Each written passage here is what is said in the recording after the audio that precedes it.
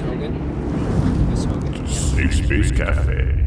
So the contract News, in music, question and is one comedy. that's given to media coaches that prepare myself and other senior officials with in my office as we prepare for releasing and tabling reports. That audit is finalized and completely done, and we ensure that we have points of views that represent all political parties and all different interests across the country. Right, but if I could, sorry, it's just the question was very specific. I apologize. The time is actually up, Mr. Poilievre. Point of order, Mr. Chair. Yes. Point of order, Mr. Chair. Point of order. We're going to have to get straight how it works here. You don't get to decide what I get to say. No, I'm not. Let me be clear. Let me be clear. Let me be clear. You are a servant of the committee. You're not the committee's master.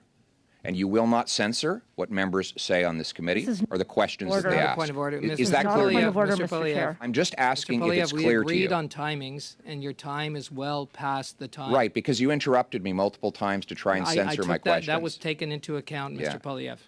Yes. Let's make sure it doesn't happen again. That was because my time belongs to me. Point of order. It does not. Excuse me. I have the floor. Point of order. Point of order. Point of order, Mr. Chair. Mr. Poilievre. Point of order, Mr. Chair. Point of order, Mr. Chair. I have the right to have point of order, Mr. Chair. I have the point right of order, Mr. Chair. Point of order. Point of order, Mr. Chair. Point of order. Point of order, Mr. Chair.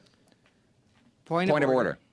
Point of order, Mr. Poilievre. Yes. So my question was whether it is clear to you now that my time is my time and that nothing I say will be censored by you. Is that clear to you? Point of order, Mr. Baker. This is not the place for this. This is not a point of order, number one. Number two, it's incredibly unfair to you, Mr. Chair, and to our witnesses who are waiting to be asked questions. We should be dedicating the time there. And number three, if Mr. Poilievre has concerns about how you're leading the meeting, he can speak to you after the meeting and discuss it, not on the witnesses' time, not on the members' time, and not on the public's time. Point of order.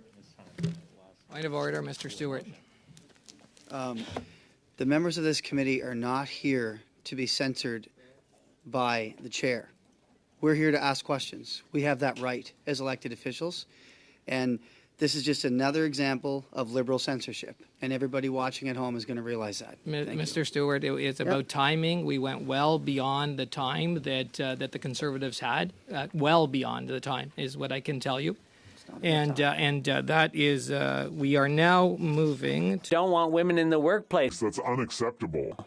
The Honourable Member for Carleton. The finance minister told the committee that she didn't know how much debt was in Canada or how much a 1% increase in interest rates would cost the federal government. Or when she predicted that there would be deflation right before the biggest run-up in inflation in 20 years, we assumed it was just more media manipulation like Twitter found she had already done. Now we learn in her favorite newspaper that, in fact, it was the following. She rarely takes department briefings, hasn't spoken to her deputies in months. When will she consult with her department before getting it wrong again? The Honourable Minister. Tell where the Conservatives are these days. On the one hand, they say we need to support seniors more. On the other side, they say don't increase the CPP. Well, Mr. Speaker, we're not going to listen to the Conservatives because when it comes to taking care of seniors and their income security, we're making important investments today for the future, Mr. Speaker, and our government will continue to do that so that we're there for Canadians every single day, no matter which stage of their life. Thank you, Mr. Speaker.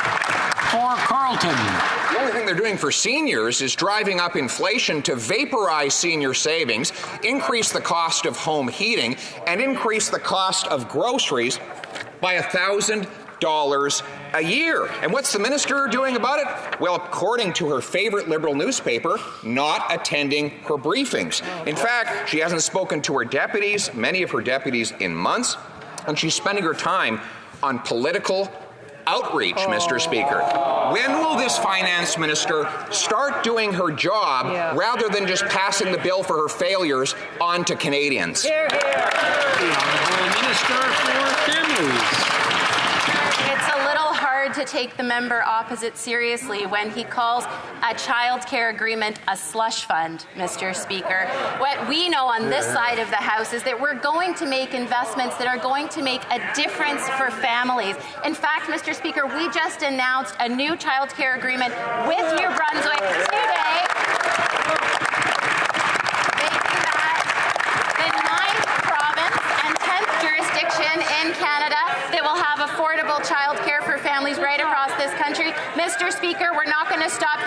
keep delivering for families right across the country. The honourable member for Carleton. Well, the finance minister refuses to rise and defend herself against this report, even though it was in her very favorite newspaper, the Globe and Mail.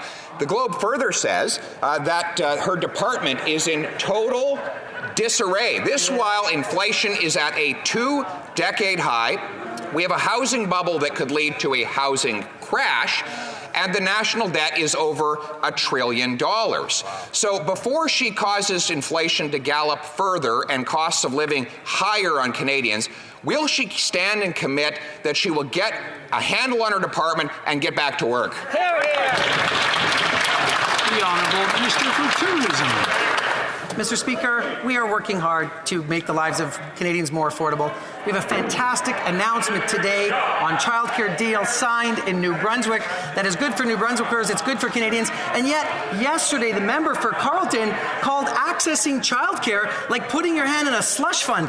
I cannot believe that the member opposite would insult Canadians in that way. Will that member apologize to hardworking families from coast to coast to coast?